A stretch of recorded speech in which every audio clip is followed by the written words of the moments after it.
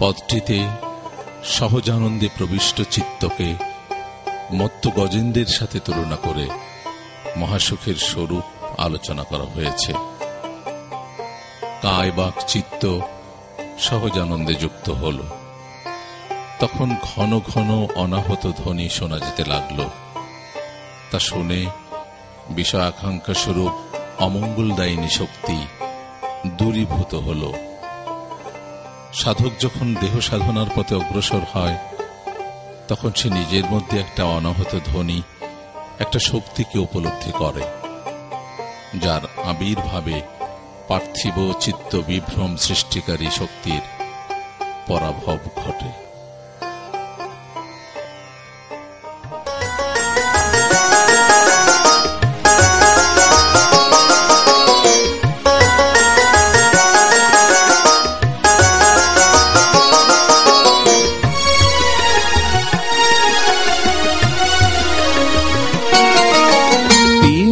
পাটে লাগেলি রে অনহা বসন ঘন গাজই।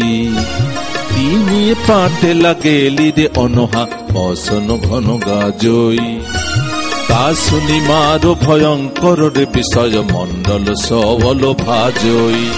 তা শুনি মারো ভয়ঙ্কর রে বিষয় মণ্ডল সবল ভাজই।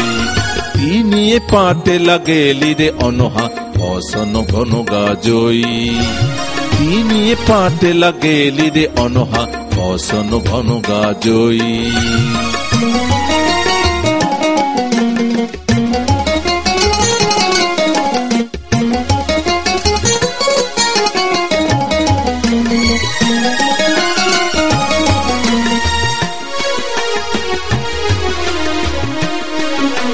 মাতেলো ছেয় গজেন্দা ধাবই নিরন্তর গবনন্ত তুসে ঘোলই। মাতে লুচিয় গোয়েন্দা ধাবই নিরন্তর গবনন্ত তুসে ঘোলই। পাপ পুণ্য বেনিতরীয় শিকল মরিয় খম্ভাঠানা।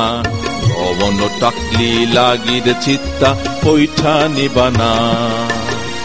তিনি পাটে লাগেলি রে অনহা বসন ঘন গাজই। তা শুনি মারো ভয়ঙ্কর রে বিষয় মণ্ডল সবল ভাজই। তিনি পাটে লাগেলি রে অনহা বসন ঘন গাজই।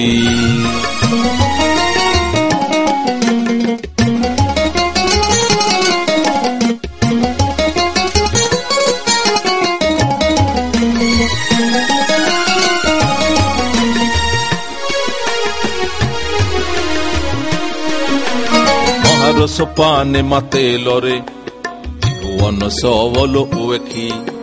পঞ্চ বিষয়র নায়ক রে বিপথ কবিন দেখি। মহারস পানে মাতে লরে ভুবন সবল উয়েখি। পঞ্চ বিষয়র নায়ক রে বিপথ কবিন দেখি। হরর বিকিরণ সন্তাপে রে গবন গঙ্গা গই পৈঠা। অনন্তি মোহিতা ময়েথু বরন্তে কিম্পি নদীটা। তিনি পাটে লাগেলি রে অনহা বসন ঘন গাজই। তিনি পাটে লাগেলি রে অনহা বসন ঘন গাজই। তা শুনি মারো ভয়ঙ্কর রে বিষয় মণ্ডল সবল ভাজই। তা শুনি মারো ভয়ঙ্কর রে বিষয় মণ্ডল সবল ভাজই। তিনি পাটে লাগেলি রে অনহা বসন ঘন গাজই। তিনি পাটে লাগেলি রে অনহা বসন ঘন গাজই।